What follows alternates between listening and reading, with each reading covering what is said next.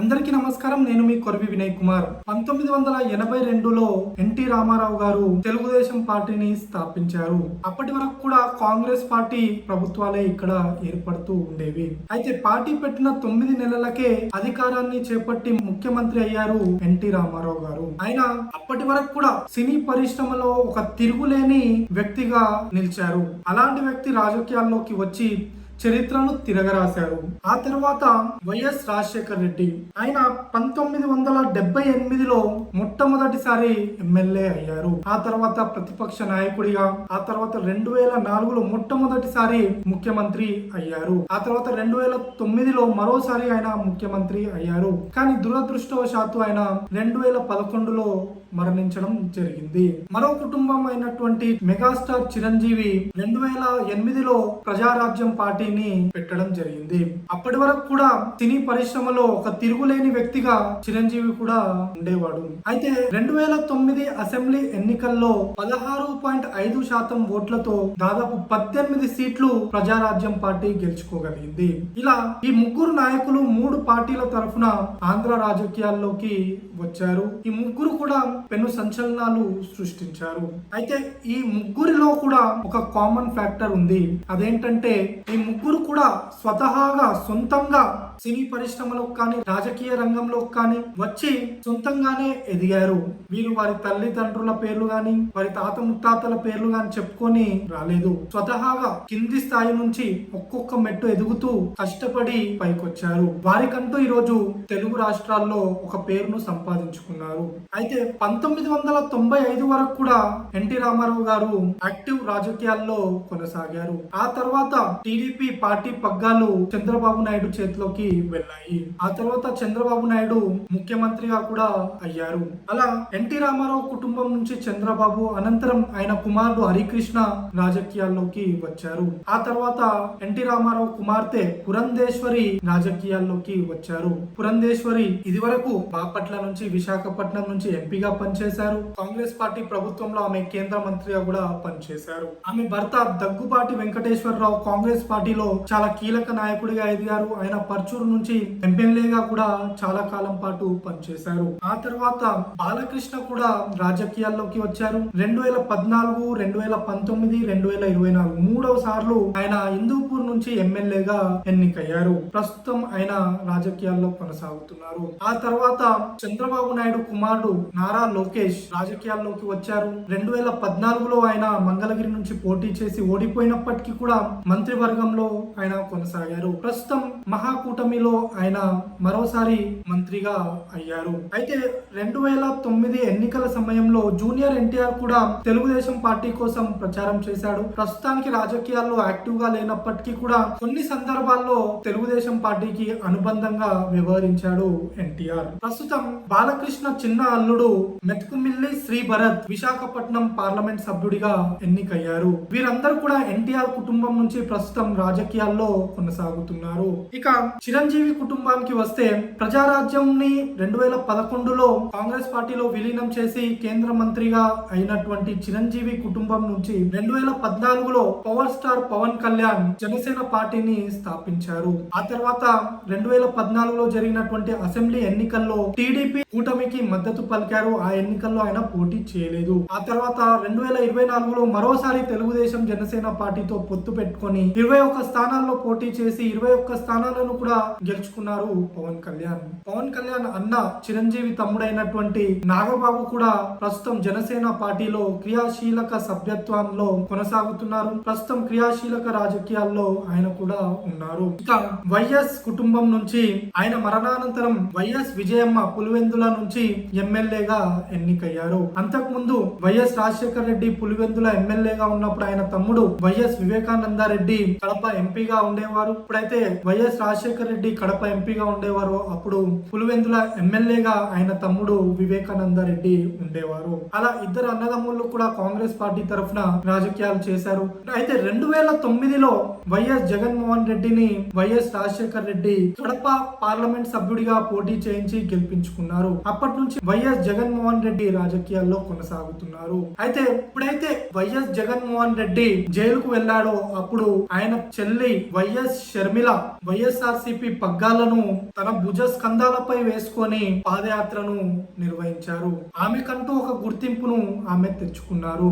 అప్పటి నుంచి కూడా ఆమె రాజకీయాల్లో కొనసాగుతూ ఉన్నారు.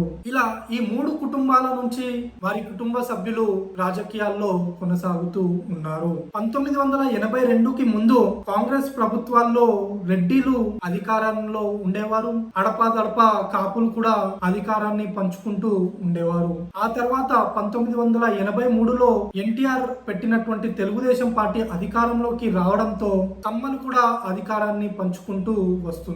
అయితే 2009లో ఎప్పుడైతే చిరంజీవి ప్రజారాజ్యం పార్టీని ఏర్పాటు చేశాడో అప్పటి నుంచి కూడా కాపులు తమకు కూడా అధికారం కావాలని కోరుతూ వస్తున్నారు. ఆంధ్రప్రదేశ్ లో అధిక సంఖ్యలో ఉండే కాపులు తమకెందుకు అధికారం ఉండకూడదు అన్న భావనతో ప్రజారాజ్యాన్ని తమ సొంత పార్టీగా భావిస్తూ వస్తున్నారు. వాళ్ళు ఆ పార్టీని ఓన్ చేసుకుంటూ వచ్చారు. అనంతరం జనసేన పార్టీని కూడా తమ పార్టీగా చూసుకుంటూ పవన్ కళ్యాణ్ ను తమ అభిమాన నాయకుడిగా చూసుకుంటూ వస్తున్నారు కాపులు. అందుకే 2024 అసెంబ్లీ ఎన్నికల్లో భారీ విజయాన్ని అందించారు జనసేన పార్టీకి. ఎప్పుడు ఎక్కడ కూడా రాజకీయ ప్రసంగాలు చేసే పవన్ కళ్యాణ్ కులాల ప్రస్తావన ఎక్కడా కూడా చేయలేదు. ఎలాంటి కుల సంఘాల మీటింగ్లకు కూడా ఆయన హాజరు కాలేదు. అయినప్పటికీ కూడా కాపులందరూ కూడా జనసేన పార్టీ వైపు మొగ్గు చూపారు. జనసేన పార్టీని తమ పార్టీగా ఓన్ చేసుకున్నారు. పవన్ కళ్యాణ్ ను తమ నాయకుడిగా వాళ్ళు ఓన్ చేసుకున్నారు. అందుకే ఆదరించారు. 2024 అసెంబ్లీ ఎన్నికల ఫలితాల అనంతరం చంద్రబాబు ప్రమాణ స్వీకారోత్సవ కార్యక్రమంలో అటు మెగా కుటుంబం ఇటు ఎన్టీఆర్ కుటుంబం ఈ 2 కుటుంబాలు కూడా అక్కడ సందడి చేశాయి. మనం అందరం కూడా చూసాము. ఈ 2 కుటుంబాలు కలిసి ఉన్నాయన్న మెసేజ్ ఆంధ్రప్రదేశ్ ప్రజలకు వెళ్ళింది. చిరంజీవి కూడా 2014 నుంచి 2024 వరకు ఎప్పుడు కూడా జనసేన పార్టీకి మద్దతు తెలుపుతూ బహిరంగంగా ఎక్కడ కూడా ఆయన ఎలాంటి స్పీచ్ కూడా ఇవ్వలేదు. కానీ 2024 అసెంబ్లీ ఎన్నికల సమయంలో మాత్రం ప్రజలందరూ కూడా జనసేన పార్టీకి మహాకూటమికి మద్దతు ఇవ్వాలని కోరుతూ వీడియో రిలీజ్ చేశారు చిరంజీవి. దీంతో మెగా కుటుంబం అందరూ కూడా జనసేన పార్టీ మహాకూటమి వైపు అండగా నిలిచారు. అయితే ఈ 3 కుటుంబాల మధ్య ఎలాంటి విభేదాలు లేవా అంటే 3 కుటుంబాల్లో కూడా విభేదాలు ఉన్నాయి. జూనియర్ ఎన్టీఆర్ కి చంద్రబాబుకి మధ్య గ్యాప్ ఉందని, అందుకే జూనియర్ ఎన్టీఆర్ రాజకీయాల్లో యాక్టివ్ గా ఉండట్లేదన్న స్పెక్యులేషన్స్ మనం ఎప్పటి నుంచో వింటూ వస్తున్నాము. అందులో నిజం ఎంత అబద్ధం ఎంత అనేది మనకు తెలియదు. కానీ ఒక గ్యాప్ అయితే కనబడుతూ ఉంది. అలానే తాజాగా అల్లు అర్జున్ నంద్యాల వైఎస్ఆర్సీపీ అభ్యర్థి అయినటువంటి శిల్పా రవికి మద్దతుగా ప్రచారం నిర్వహించడంతో మెగా ఫ్యామిలీకి అల్లు అర్జున్ కి మధ్య గ్యాప్ ఉందన్న స్పెక్యులేషన్స్ వస్తున్నాయి. అలానే వైఎస్ రాజశేఖర రెడ్డి కుమారుడు కుమార్తె వైఎస్ జగన్ షర్మిల మధ్య కూడా ఆస్తి తగాదాలు వచ్చాయి. దీంతో ఇప్పుడు ఈ ఇద్దరు కూడా 2 సపరేట్ దారులు చూసుకున్నారు.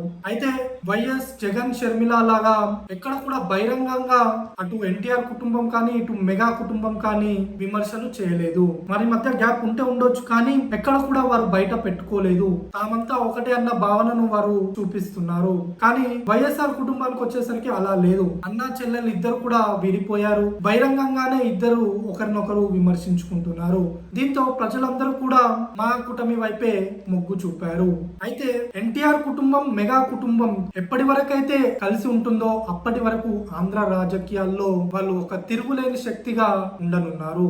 ప్రస్తుతం ఈ 2 కుటుంబాలు కలిసే ఉన్నాయి. దరిదాపుల్లో కూడా వీరు విడిపోయే అవకాశాలు కనబడడం లేదు. వైఎస్ జగన్మోహన్ రెడ్డి ఓడిపోయినప్పటికీ కూడా 40% ఓటింగ్ పర్సెంటేజ్ ను వైఎస్ఆర్ కాంగ్రెస్ పార్టీ సాధించగలిగింది. దీంతో రాబోయే రోజుల్లో వైఎస్ఆర్సీపీ మరొక తిరుగులేని శక్తిగా అవతరించే అవకాశాలు లేకపోలేదు. అయితే వైఎస్ జగన్మోహన్ రెడ్డి కంటే కూడా వైఎస్ షర్మిల రాజకీయంగా కొంత బలాన్ని చూపిస్తూ ఉన్నారు. ఎందుకంటే ఆమె బీజేపీ వ్యతిరేక ధోరణిని ముందు నుంచి కూడా అవలంబిస్తూ వస్తున్నారు. కానీ వైఎస్ జగన్మోహన్ రెడ్డి బీజేపీకి వ్యతిరేకంగా పోరాడలేడు. దానికి కారణం ఆయన పైన ఉన్నటువంటి కేసులు. డైరెక్ట్ గా సపోర్ట్ చేయకపోయినప్పటికీ కూడా వైఎస్ జగన్మోహన్ రెడ్డి ఇండైరెక్ట్ గా బీజేపీకే మద్దతు ఇచ్చే అవకాశాలే ఎక్కువగా ఉన్నాయి. కాబట్టి ఆంధ్ర రాజకీయాల్లో వైఎస్ షర్మిల రాబోయే రోజుల్లో మరింత పట్టు బిగించే అవకాశాలు ఎక్కువగా ఉన్నాయి. అయితే ఈ 2024 అసెంబ్లీ ఎన్నికల ముందు వరకు కూడా ఆంధ్ర రాజకీయాల్లో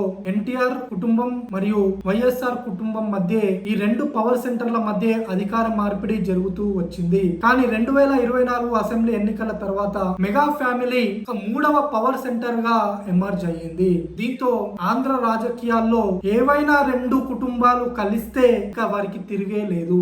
ఆంధ్రప్రదేశ్ లో రాబోయే రోజుల్లో ఈ మూడు పవర్ సెంటర్ల మధ్య అధికార మార్పిడి జరగనుంది.